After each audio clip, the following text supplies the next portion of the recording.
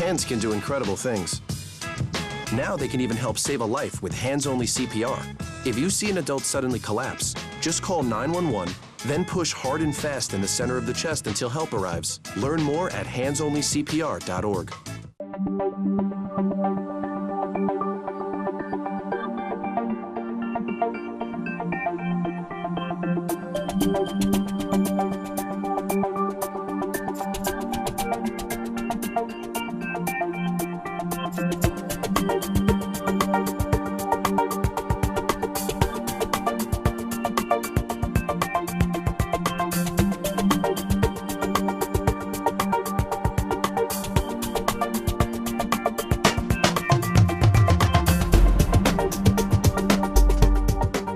Welcome to This Week with Sheriff Dave Phelan, a weekly program, and do appreciate each of you joining us. We're on radio and television each and every week, and we have special guests from within the Fairfield County Sheriff's Office and throughout our community. And this week is no exception. Back is Lieutenant Mark Churchill with the Fairfield County Sheriff's Office. Good to see you. Much. Thank you for having me back. In fact, that's getting I'm getting a little bit used to that, because a week ago I would have been saying Sergeant Mark Churchill, but actually Sergeant Churchill was promoted to lieutenant last Friday, and actually the first lieutenant that I promoted in 12 years within the Sheriff's Office. We've had a number of leave over the years, but we've never had enough money to fill those positions. And this year we've been in a little better financial shape with the Sheriff's Office and able to make a promotion. So congratulations. Thank you very much. I look forward to my new challenging experience, and I think it'll be very rewarding. Why don't you tell our viewers and listeners a little bit about your background? Well, I've been with the Sheriff's Office since 1992. I've worked in the majority of all areas: patrol, communications, the jail. I've also worked up at the Violet Substation, and currently I am the Communications Bureau Supervisor until the end of the month, which then I'll be taking over the Jail Bureau as the Jail Bureau Commander. Now, you made a lot of changes within the radio, and how many years have you been in the Communications Bureau now? I've worked in the Communication Bureau for 6 years now. Wow, boy, that's hard to believe. And so, during those 6 years, what are some things that you've done to kind of help professionalize the radio room? Well, we've introduced the latest technology into the radio room, which allows us to locate wireless callers when they call 911.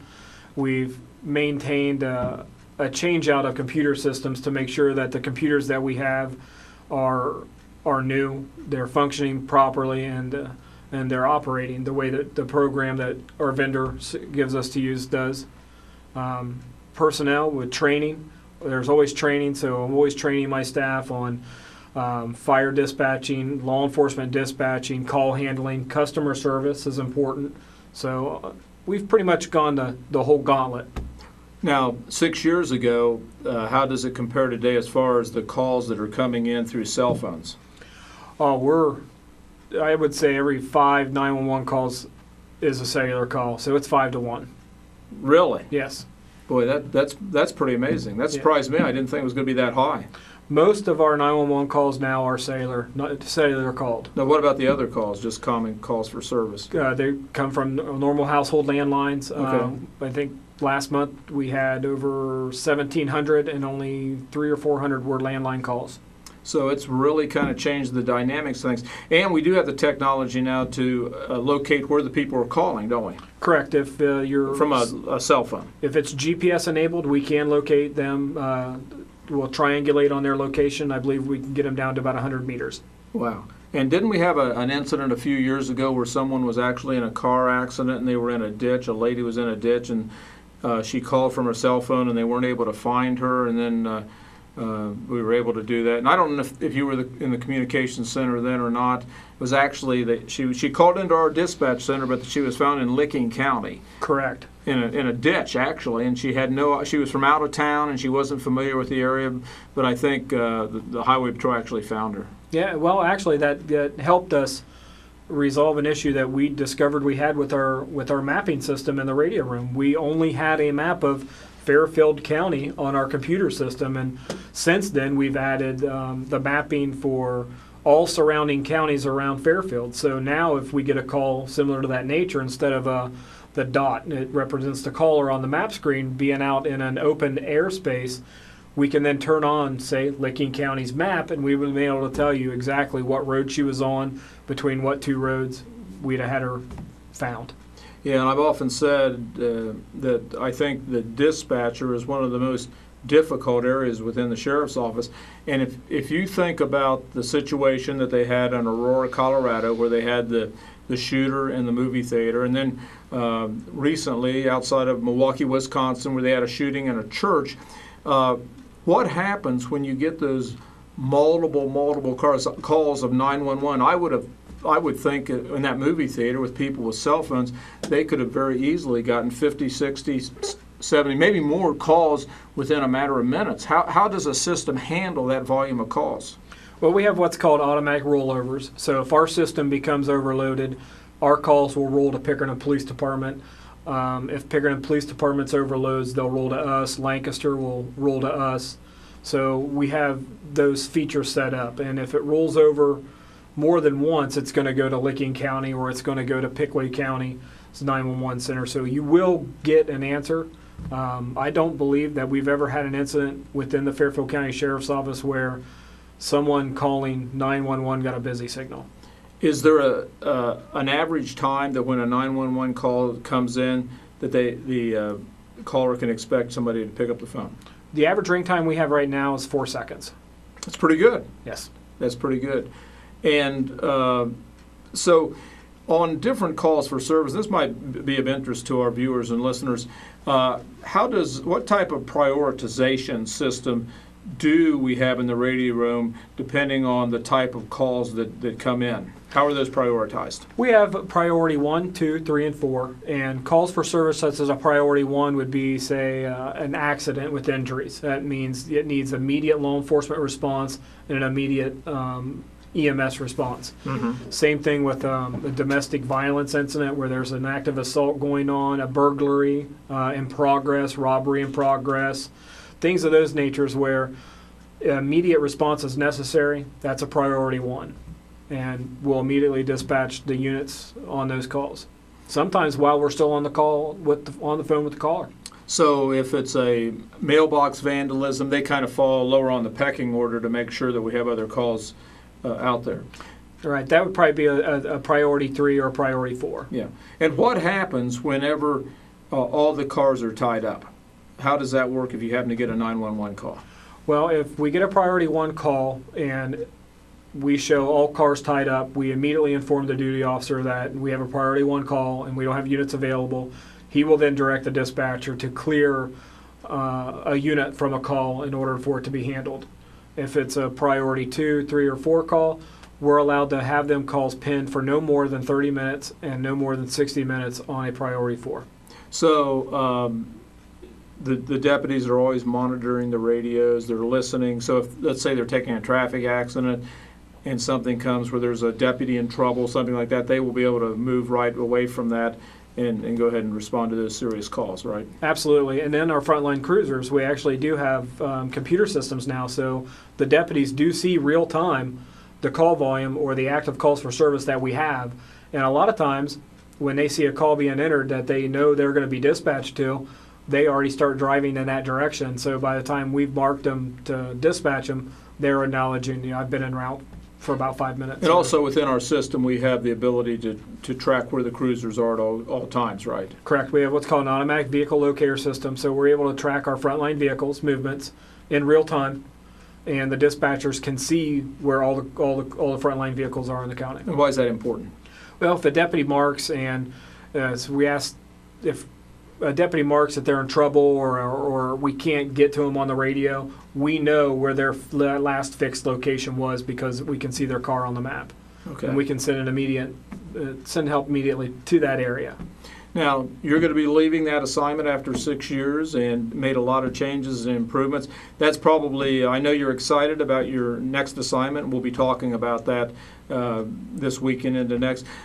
So how do you feel about leaving the communication center? Are you kind of excited, or is it kind of a mixed feeling since you've kind of been there that long? I do have mixed feelings. I'm happy because I've been promoted and I'm going to be gaining some new responsibilities. But I'm also saddened because I work with a great group of people. The dispatchers, like you said, they are the hardest working individuals in the office, I believe, because they answer all calls for service, not just the calls for this area or the calls for this area.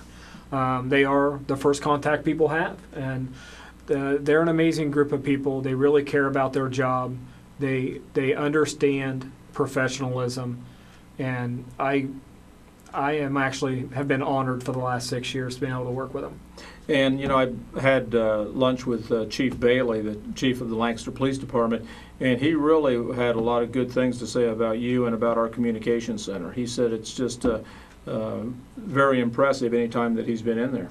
Well, I think it's the dispatchers that make the center what it is today. I think all I was able to do is just provide them some direction, but how we operate today it's because of their actions.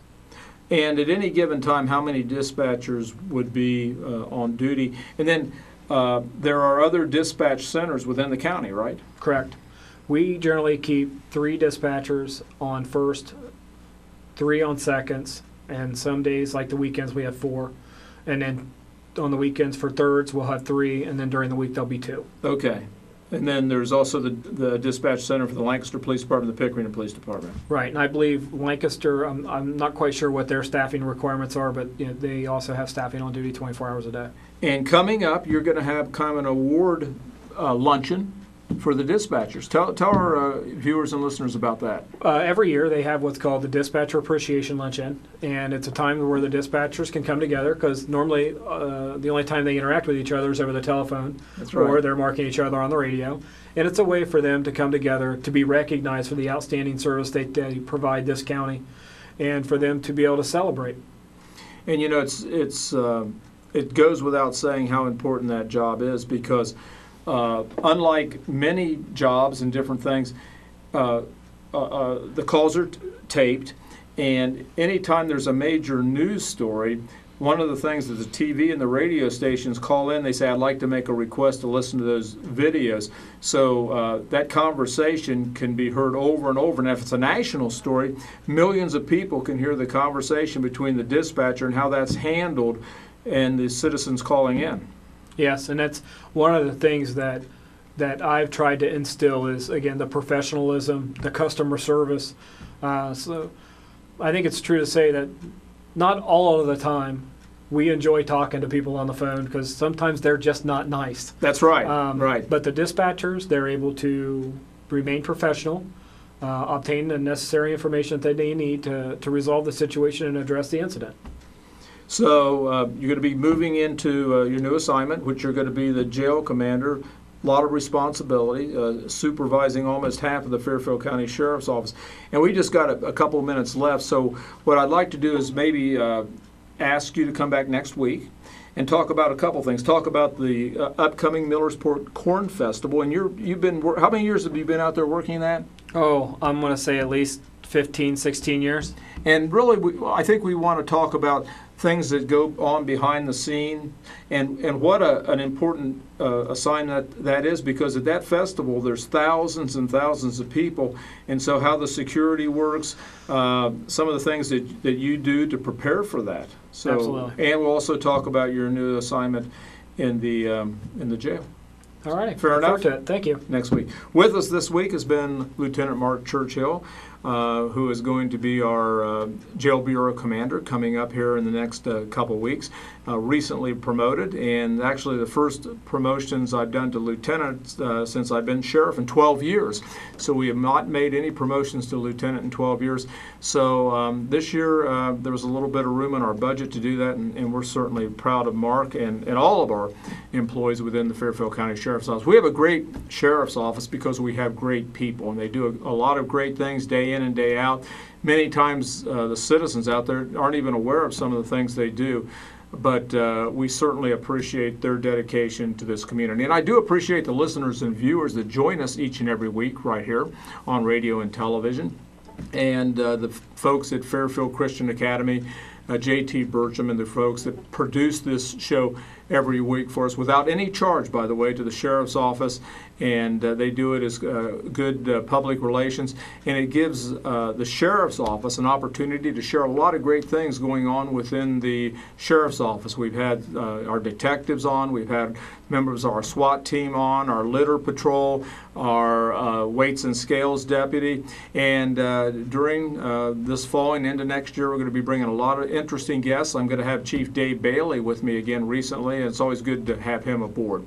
Do appreciate each of you joining us, and the clock on the wall says we're out of time. So until same time, same place, see you right here next week.